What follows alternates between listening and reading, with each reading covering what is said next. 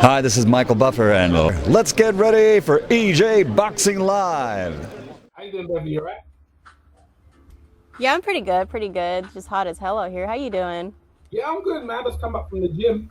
Um, come back from Stonebridge Boxing Club. Yeah. My guy was just doing some training. Yeah. Yeah. I seen Andy Yard sparring the Peacock. I went down there to see Uh-huh. Tunde. Because one coach I was with wanted to he wanted to learn about the pro game. So Tunde said, yeah, he's not a problem. So when I went down there, Yard came obviously about like two whatever, and then there's some. I think it was some guy. He had two guys in there. It's the guy looked like Kovalev kind of thing, and there was another kind of big guy, like a heavyweight, and like he started Mm-hmm. sparring them, yeah. And there was this one thing about him is like I was looking, as like he's not getting hit. Like the guy who looked like Kovalev, he just completely killed, boy. Like the guy was obviously he was an outboxer, and he tried to keep yards on the outside. He just couldn't do it. He just couldn't. He was just too slick, right? He was just too slick, like the jabs and all the jabs to the body. He was just taking his time, and then as the rounds went on, he started to wear the guy out, man, with some wicked shots to the body. I was like, ooh. And then after that, they said to me, yeah, the Kovalev fight, they're thinking of signing it. So it was like months before the official signing. So he spar. I've seen him Right. spar. I'm one of the rare guys you've seen him spar, and I'll be honest with you, he doesn't get hit that much in sparring. He doesn't. He's really good defensively. So. Now, Um, are these guys like coming at him hard though? yeah. The other guy, yeah, he went 6 rounds with one, and I think he went 2 rounds over, so he went 8 rounds. But I mean, when it started, yeah, I see Tony was looking at me like, you're not supposed to be here, but at the same time, my eyes are open because I know, like it's like he doesn't spar, but I'm like I said, I'm one of the rare guys to see him spar, and I was like, huh. And obviously it was hush hush, but obviously it's the eve of the fight, so I'm just like, I don't mind disclosing it on your channel exclusively. but Got the um, exclusives over here. Yeah. But no, he's adapted to go around. But like you said, the level of opponents. No, the other guy he was sparring was like I think he had like 15 fights. I think he lost. Mm-hmm. I think he fought a couple. So he was experienced, but he just dealt with him easy. But like you said, like at the minute, he hasn't his level of opponents are not nothing like Kovalev. His level of experience in terms of fights is not experience. So a lot of things are going against him. But he's young, he's strong, he's very confident, and Kovalev has got vulnerability. So if you're a betting guy, you might pick Yard because he's younger, mate. It's like, but we have to see. But I'm picking Yard on points. That's the way I'm going. Right, right. Okay. Okay. So that's what So so how do you have Yard winning this fight? on points. On points? Like unanimous or Oh, split? oh, specific. Yeah, like I could see a split or I could see a majority, but I've definitely got him on points. I think it will go to the card. No, I think people anticipate a knockout, either Yard or him, but most of the time when people expect that, it usually goes to the card. So I'm expecting it to go to the cards. Like Connor's pretty tough, man. He's pretty tough. To stop him, you have to you have to go through some fire. So I expect it to go to the cards, man. You know what I'm saying? So, because yours, like I said, he's hard to hit. Can he cut down the ring of Kovalev? Because Kovalev's like vulnerable inside, so he needs to cut Mm-hmm. down the ring and cut the ring off, and that's what they've been working on. They're working on cutting the ring down with the sparring partners. That's what they've been doing, trying to get inside. But Kovalev's got very good. Oh, okay. So he's working on putting more pressure on his Yeah, opponents this fight, as yeah, opposed to fighting off the back foot like we yeah, yeah, normally see. yeah, yeah. If you look at the arm reach, God doesn't really like throw the jab too much. He likes to set up his right hand. His left hook that's his main thing. Left hook and the straight right. That's more or less his punches. And the jab he Right. likes to parry and slip over his shoulder, and then that's when he likes to go to work and stuff like that. But, he's a bully though. Colin, I've never seen Colin fight on the back foot, so I think that's another thing as well. If you put Colin on the back foot, you know what I'm saying? He struggles though. But under Buddy Mm-hmm. McGurk. Buddy McGurk has been teaching him that though. That's why he was enabled to beat Alega Alvarez. That's why he was beat. That's why he beat him because he was boxing. He stayed on the back, but he kept it. He kept it wide and kept it long. When Alvarez wanted to fight with him, he wouldn't engage, and that's the reason why he won. So Buddy McGurk is a very seasoned, experienced coach. Buddy McGurk actually said they haven't really studied Yard, so we only focus on what Kovalev needs to work on to get him better, which is Mm-hmm. which is let's see. Right. So you see, P Money says here, you think he's gonna win on points in Russia though, or you Yeah. think it'll probably be a robbery? Nah. And it's his hometown too. Okay. Let me put it like this, right? The WBO have Frank Warren has a WBO in his pocket, right? They work with the UK all the time. If you look at most of the UK belts, right? They're all the WBO, like Nigel Benn, Chris Eubank, who else? Billy Joe Saunders. WBO, that Vinny Packer, whatever his name, he works closely with Frank Warren, right? So the supervisors, the officials, they're usually with him, right? So I'm not expecting. I understand that he probably might have one Russian coach there, but I think it'd be fair. I think it'd be fair. That's why I said it might be a split. But I can see it going points. But that's the reason why I'd say that Frank Warren's he has a very political strong on that organization, the WBO. If you look at it.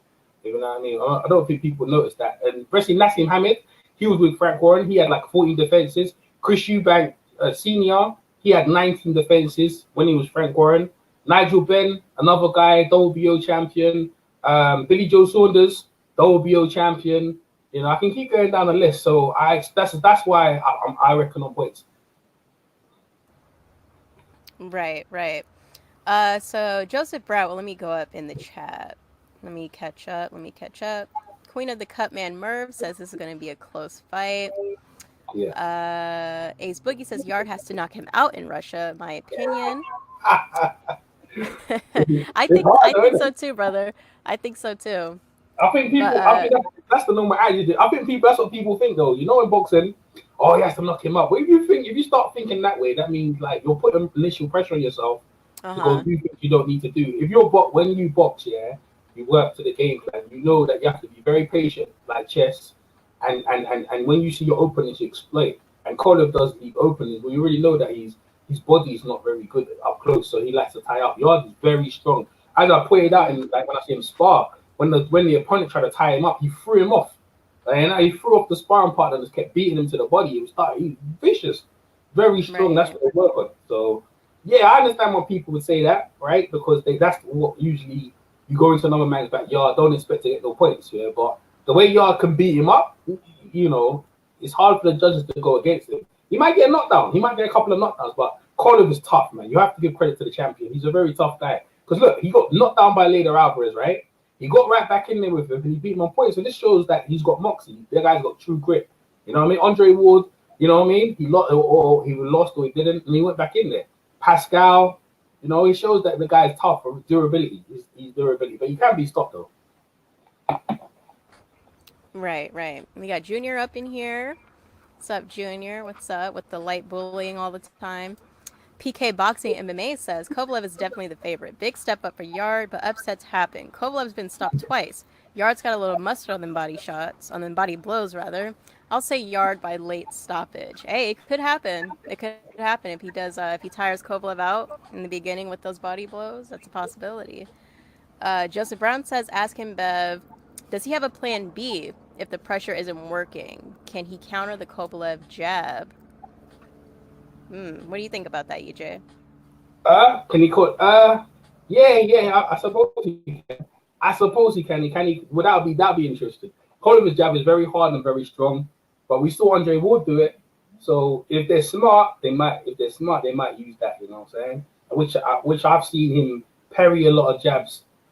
He didn't really counter us per se straight away. What he was doing, he made the jump. He took away his jab by just making him miss, and it frustrated him. And then it caused Kovalev to do something else, and then Yard did something else. You see what I'm saying? So if you try and counter him, because Yard's arm's a bit short, he might get hit. But I understand what they're saying. A counter to a counter. I understand. Right. And Ricky Edwards is in here. He says salute Ricky Edwards. Roberto Carlos Carlico or Carliso says Bevy Bev. Okay, I guess that's your nickname for me. Bevy Bev, you gotta understand, Tunde is not just his trainer but manager. And since Yard refuses to trash talk, Tunde does that for him. Don't believe Tunde. Everyone in London knows they spar. Yeah, I mean, you could be right, EJ. EJ just said it. He saw him spar a big heavyweight guy, so, you know. Yeah. Light heavyweight. Uh-huh. A light heavyweight and a light heavyweight and a heavyweight. So two different guys. Right. P Money says I can't see that happening in Russia. I think Yard has to stop Kovalev to win. Right. I agree with you, P Money. I do. But EJ could be right though. He's seen him spar, so We got Mike Hennigan up in here. Says salute to you, the princess of the LDBC. What's up, Mike Hennigan? Um, let's see. P Money says we don't even know if Yard could beat Pascal. Hey, That's a good fight. Hey, that's true. You know what? And you know what people put. And that's a good question because people looking at Yard like Pascal. The only thing is, Pascal is known to just what do you call it? The Canadian Rocky. So he fights kind of with his chin and his heart. Yard is not like that. Yard's a clever fighter. He doesn't like to get hit. That's the difference. He likes to do things. If you look at his face is immaculate. You know what I mean? He kind of what you call, I don't know what they saw in boxing or pretty, but he doesn't like to get hit. So like Floyd and that kind of thing, he doesn't like to get. So I understand what people are saying. Like Pascal's tougher. Pascal likes to pull it on you and make you wear you down. You know what I'm gonna say? Because he puts so much pressure on you. Yard does that in a way, is that way, but Yard likes to take less punches, as you see. I mean, but like you said, in terms of competition, this is the best competition we're gonna see Yard in. So we'll have to find out. right. BG London says Yard hits hard to the body. Yes, he does. But the question is, will he be able to get past Kovalev's jab, BG London? That's the question. Ricky Edwards says, but does Yard have the skills to get to the body? Exactly. That's what I just said. Yeah. Does he have the skills to get past that jab? I mean, there's ways you can do it. There are ways you can do it, especially with the Philly show. There are effective ways to do it when you parry the jab. He can go to... I fucking hate Junior. He said Kovalev by unbraiding. Damn. He said Kovalev by unbraiding. What did BFTV say yesterday? He said Kovalev is about to beat the E off of Yard's name. God damn. That's just crazy. Junior is hella funny, but let me go on. Young Murd the Cutman says Bob Arum has a WBO too. Architect says, huh? He probably doesn't agree with you, EJ. Let's see. Ace Boogie says Yard is very quick with his in and out movement and striking the body and coming up to the top. But we shall see which Kovalev shows up. Exactly. Right. We're either going to have a focused Kovalev or we're going to have the Kovalev who was hiding up in the bushes and who almost killed a woman's dog because he didn't get no play.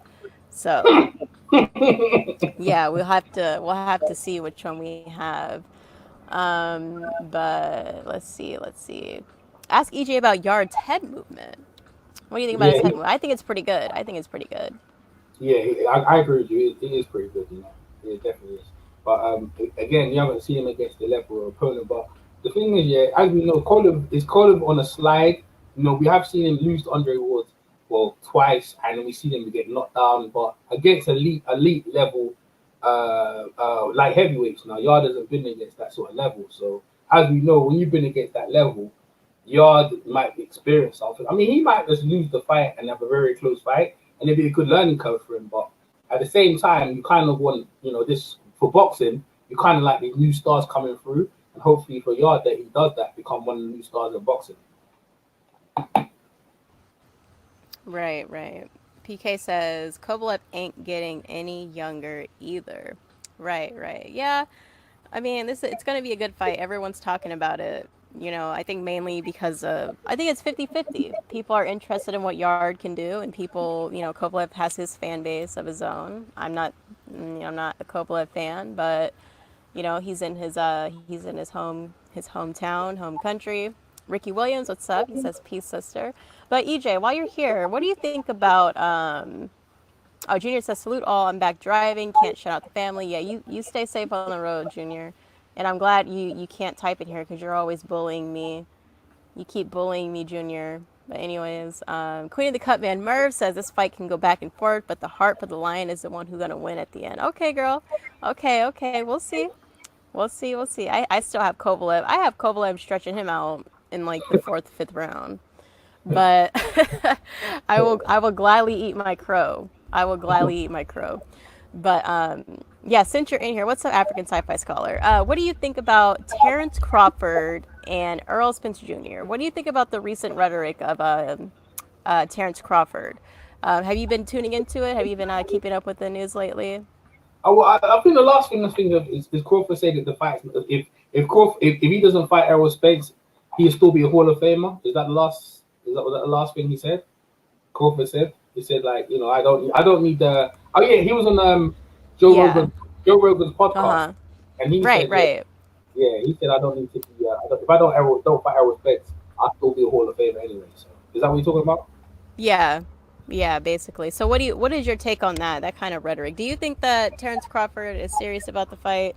Because lately everyone's finally been not exposing, but kind of calling Crawford out on what I've been saying for probably a year now, is that when he signed to Bob Arum, I felt like he knew what he was getting into. I think he knew it was going to be hard to make the fight with Spence, signing with a promoter like Bob Arum.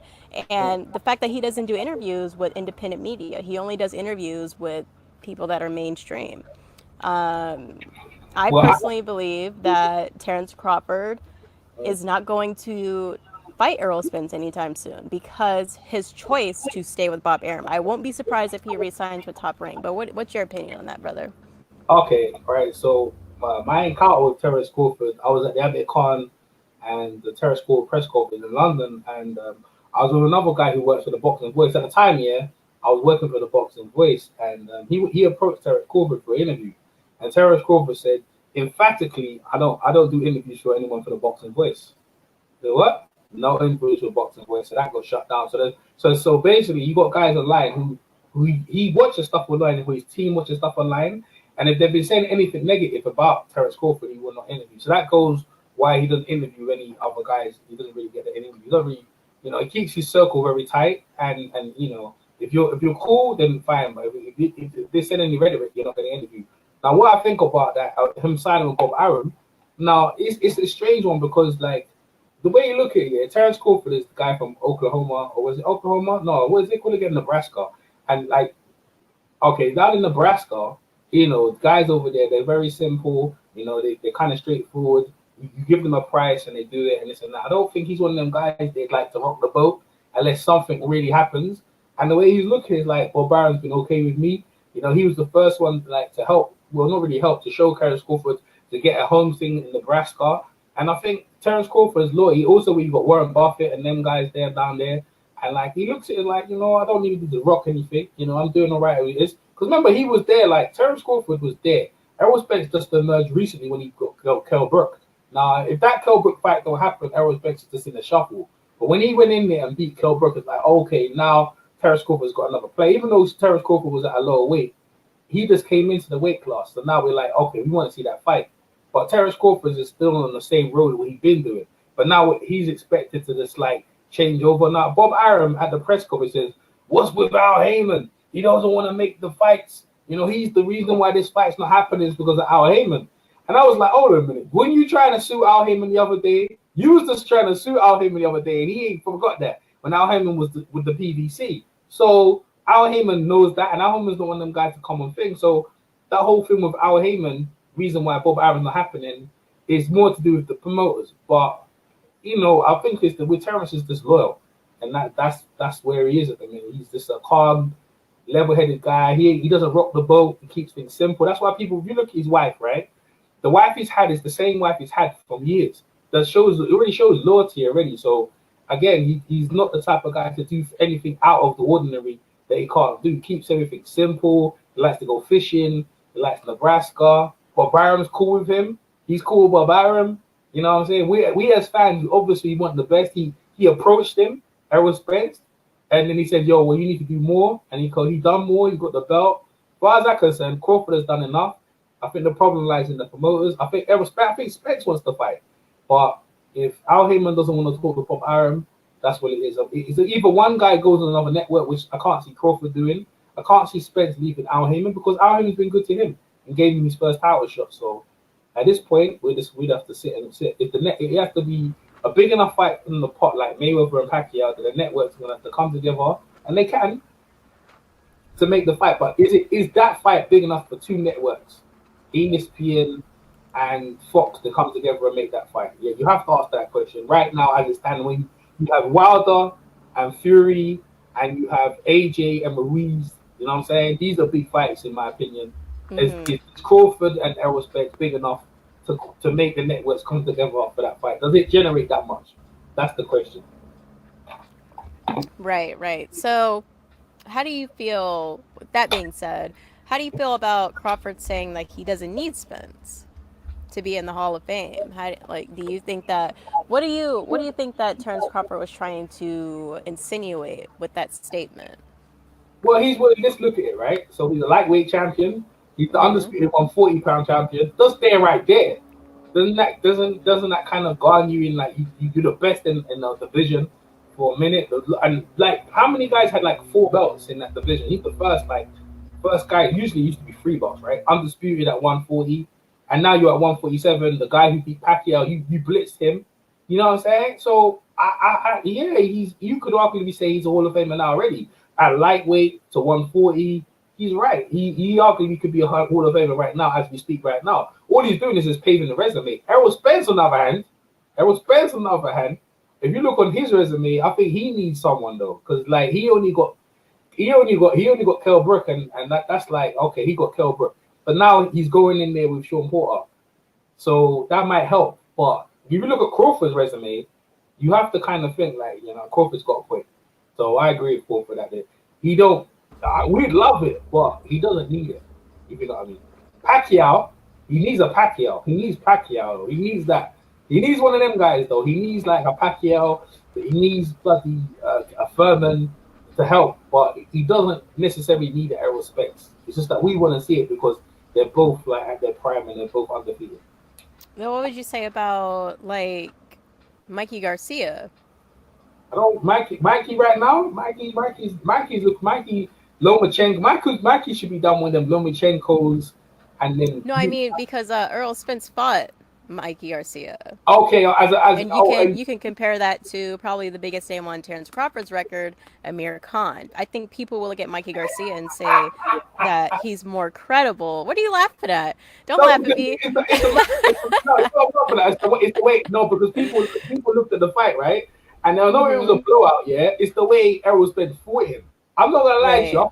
I thought Errol was gonna kill him. Yeah, it's the way he fought him so cautiously that it garnered people to criticize him. Like, yo, this guy's the boogeyman division, but why did you fight that guy so cautiously? Like, it would have been if you look, Bev, yeah, if he went in there and blitzed him, yo, then it'd be like, yo, but he didn't know. He went in there and just, yo, I didn't need to take chances. I did what I need to do. I just jabbed him. You know what I'm saying? Like, it wasn't, it beat him. It was more, you know what I'm saying? Like, I don't know if that it helps with the Hall of Fame. I'm just saying Crawford has done more. That's what I'm saying. I'm just saying. Right. But okay, that's not okay. He didn't fight him cautiously. He outboxed him. That was You cool. know, But and I think that was intentionally because had he just went in there and knocked him out, I mean, okay, you can't lie. Mikey Garcia was on survival mode in that fight. okay. Right, Dark Truth. See, Dark Truth said it too. He's got that skeptical face right there. See, what are you talking about, EJ? What are you talking about? All right, let me dig in more. Let me dig in some more. Look how he fought Kell Brook, bro. He went in there and put it to Kell Brook, bro. He went in there and took it to. He didn't fight Mikey like that. So we're trying to say, who's more, in your opinion, who's more dangerous, Kell Brook or Mikey Garcia? I would say Kell Brook, but you have to also look at the narrative that was being pushed to Spence. It was that he was being a weight bully, and the only way he could win was by knockout. He went in there and outclassed Mikey. Don't you think that's probably why he went in there and fought like that and just, was a straight up and down boxer? Because he wanted to prove a point to people? I took it like this, right? He got his name by blitzing Leonard Bundu, Algieri, Kell Brook. He was just demolishing cats. But a guy from a lower weight that you're actually taking your time and peppering them, and yeah, you outclassed them. But bruh, you know what I mean? The other guys in your weight class, you blitz, but that little guy, you're not going in and killing him. Why are you going and tell him? You worried about that Mikey could embarrass him for a punch or anything? That's what I felt. It was a good performance. I'm just saying, like, if you're saying it's Hall of Fame worthy, then I say, okay, it could be. But it's like, you know what I'm saying? It's like, it's okay. It's just there. It's just. I don't think it's probably. I don't think having Mikey on his resume is Hall of Fame worthy. I'm just saying, like, comparing that to Crawford, it just what Crawford said just seems like he doesn't really want to chase that greatness with Earl Spence. I don't in know, fighting man. him. Bev, you have to look at it. What does Crawford have to do, man? You know what I'm saying? He's been doing everyone he comes across his path, yeah. He's doing what Errol Spence was doing up until the Mikey Garcia. He's not Hall of Fame in the welterweight division.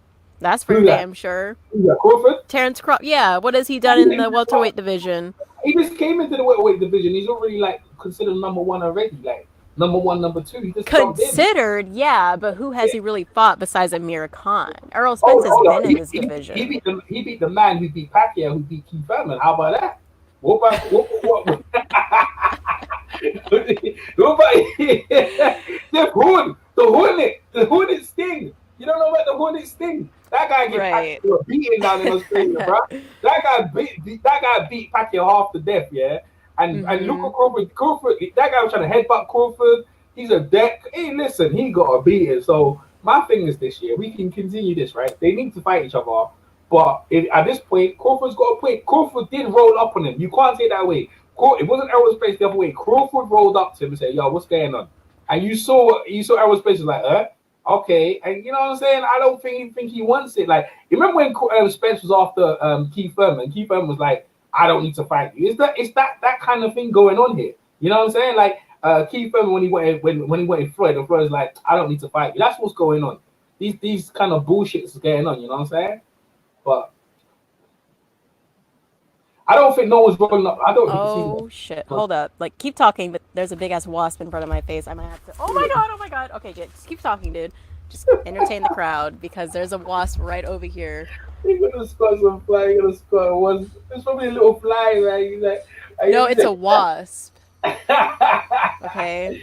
That thing's little. That looks like a spatula you eat food with, man. You should get a bigger one. What? Like a spade. Are you talking about my thing? Yeah. That you should get one like a spade. Yeah, like, you know what I'm saying. No, this is hella big. It might be the webcam. webcam making it look small, but this is hella big. What are you talking about? This shit just flew in here all up in my face and stuff. I don't know why he's in here, but yeah, sorry about that. But there was also a question here that said, if Yarde beats Kovalev, what is that going to do for British boxing? Someone asked that question earlier. That's amazing. That's going to be do good because British boxing is on the slide right now.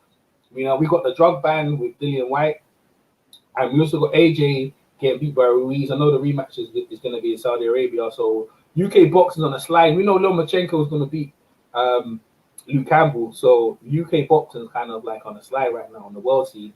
So we need another champion, and Yarde can be that guy. He could be the standard bearer, the light, the torch in the darkness, whatever you want to call it. You can look at it. You know, it's your perfume, innit? It's your perfume, the sweet smell of down south Alabama. He can smell. I'm not wearing perfume. I put on some peppermint oil right now to that's like. The one, man. That's what it is. It's like, yo, bro.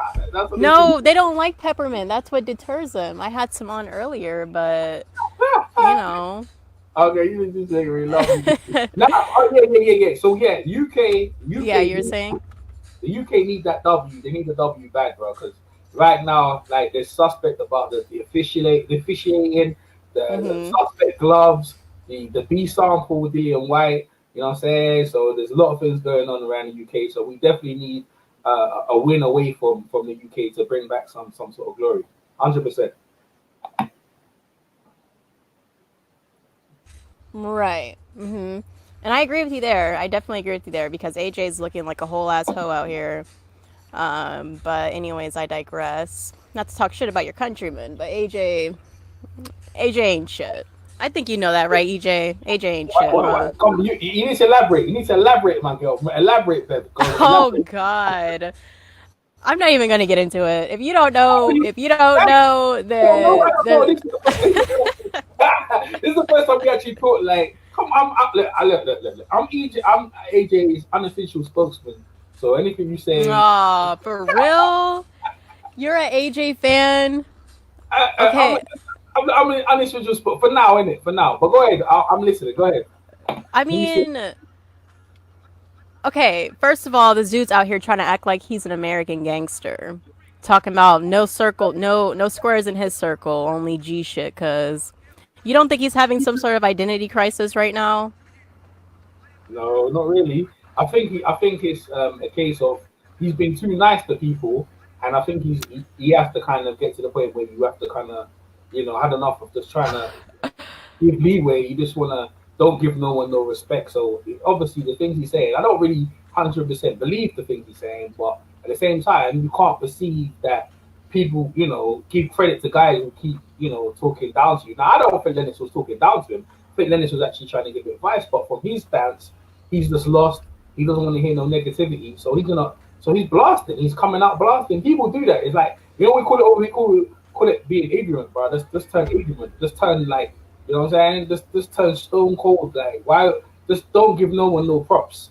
It's a complete change. Yeah, it's a complete change to what you think, the big smiley AJ. But I think you've been told to be like that because that to put your game face on to get you to where you need to go to. When it's all said and done, when Floyd turned heel, and heel is a term in wrestling. When Floyd turned bad, turned on, he wasn't going to be Olympian, smiling, talking about this, that, the other. Everyone was like, "Nah, man, we don't like it." He said stuff about Africa. He said stuff about Ali. People was like, "Yo, this, that, the other." Like, but people still roll with Floyd. Sometimes when you can't be trying to please everyone. And I think AJ's got to the point where, you know what? I'm just going to say stuff, and like, I had enough of people. I'm just going to start with Lennox Lewis. I'm going to start with Ruiz, and you know what? He's cool with all them, but at the same time, you can't give these guys the credit if you're going to fight them. You have to be on that kind of thing. So that's what I don't think he's losing his mind. I think he's just put his game face on, and you've seen it. If you don't like it, tough. That's what it's about. Right. So okay. So Eddie Hearn has offered Andy Ruiz a lot more money to fight in Saudi Arabia. Do you think that he's telling the truth? And if so, where the hell are they fighting? That's my main question. Where is the stadium? Is it going to be like one of these things that I have, like a pop-up canopy, inflatable stadium? Or what? Like, where do you think this fight is really going to take place ultimately? Because we know Eddie Hearn's full of shit. It seems like he got paid off by the Saudis, and I think he really made a big mistake because I really don't think he knew what he was getting into when he kind of signed the contract for AJ, because we know, as Eddie Hearn said, that he signs contracts for AJ. That's here nor there. I digress.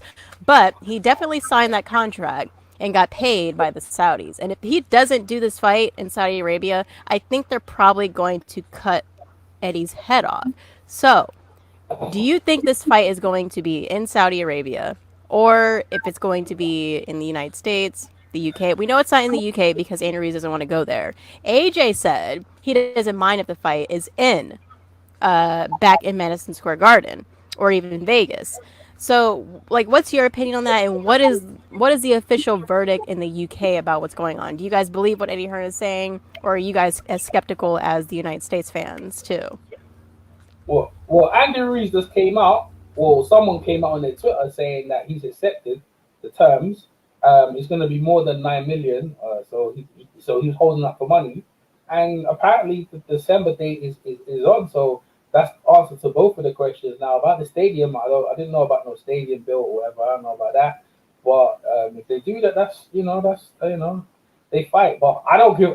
Andy Ruiz is going to lose anyway, so it's not even a thing to me. You know what I'm saying? Like, where the fight is going to happen is if it was in the United States, I'd give Ruiz a good shot. Because a lot of the Mexican fans that went to Mexico, a lot of them could easily get to the fight. But in Dubai, like, Andy Joshua goes there all the time. Like, he's been to Dubai, he's been to Saudi Arabia, he's been to that kind of type of world. Ruiz, I was talking to Mike Stafford the other day, right? And Mike Stafford broke it down. He said, if that fight is outside America, Andy Ruiz is not going to win. If you look at when Andy Ruiz fought in New Zealand, it was a close fight. Arguably, some people say he won, but he wouldn't get the decision. He's just not going to get the decision. And it's the same in Saudi Arabia. Saudi Arabia is like, the UK and Saudi Arabia, they work together all the time. The British board have like officials over there in the world sanctioning bodies.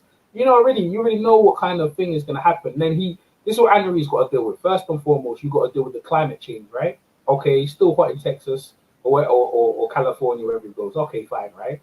The time difference. Then you have to bring sparring partners over, pay for them to come over there. Then you have to worry about the food because you don't like the food. You have to bring cooks, chefs, all that. So that's more money. Andy Joshua's already got camp over there already.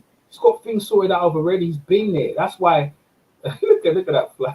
He's already been there. Like he's already been in that neck of the woods already. So it doesn't look good for your guy Andy Ruiz to get that win against AJ.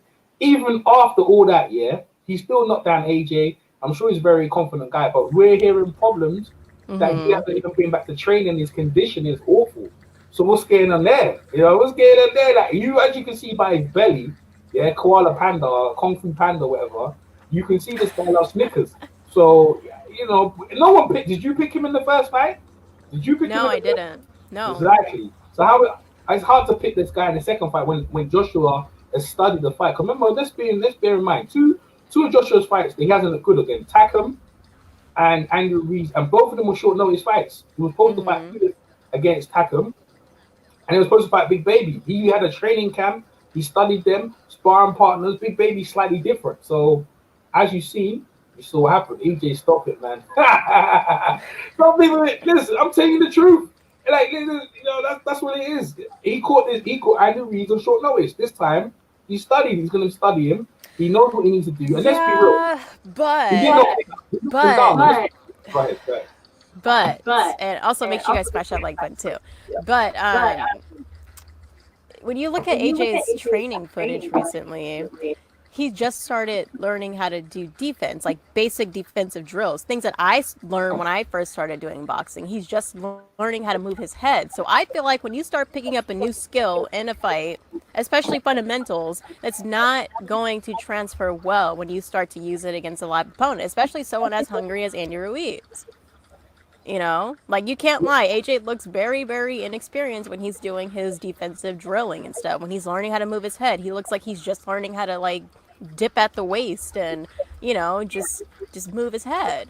So I don't know, man. And AJ doesn't have a chin either. Once you get him one good time, you daze him and you really rattle his marbles. And he's asking his corner, what shot did he hit me with? Like, Ruiz is fast as hell. That's how fast he was. AJ didn't know what he was getting hit with. So, yeah, hey, man. I don't know.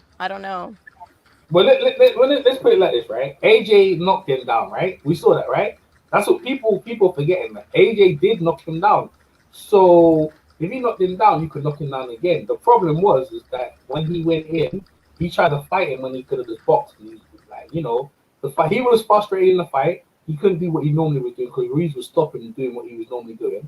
So when he knocked him down, he tried to finish him off. And in trying to finish him off, he got caught with a shot that he didn't see or didn't think. All he knows is like, I got knocked down. Even when he got down, he didn't understand. And then Ruiz quickly smothered him and just took it to him. So at this point, it's the game of chess, isn't it? It's a game of if Ruiz rolls up and starts fighting AJ from right in the back, what AJ needs to do is tie him up and just don't fight with him inside. That's where he went wrong, right? And just try and let the referee come and break it and keep him at the end of the jab. And that's how you win the fight with Ruiz. You don't have to do anything more than what you need to do. Ruiz's condition is going to be worse in this fight.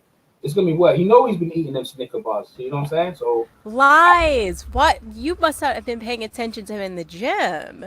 He's been in the gym, and he looks like he's toning up a little bit, too. You got to follow him on Instagram. Let's look at this, right? No, let's look at this, right? Now, I think them picks, them things are putting up an old.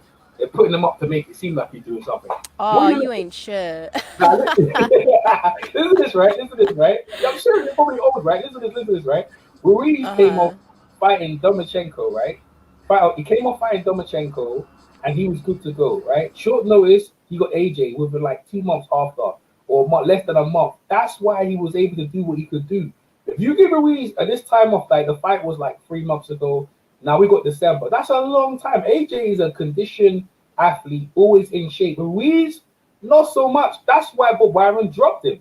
Because he couldn't take him seriously. Because Bob, I got to fight you. He goes, what's your weight? He goes, overweight, bro. He couldn't take him seriously. Al Heyman took him in. Because Al Heyman, after what happened to Al Heyman's brother and the way boxing treated his brother, Al Heyman has a soft spot for fighters that no one wants. So that's why Al Heyman took him in and gave him a couple of fights, right? But let's be real. He's awful about his conditioning. And I said, the fight should be after Christmas because it'd be worse. If you keep longing the fight out, right, when Ruiz comes in there, and you said Ruiz is hungry. Let me tell you something. You know that guy has been eating some of that millions. He ain't so hungry now. I see him buy a villa and I see he got a new car and he got new mouths to feed. That guy ain't hungry no more, man. That guy is eating nice. So I don't expect him to win this rematch. I really don't.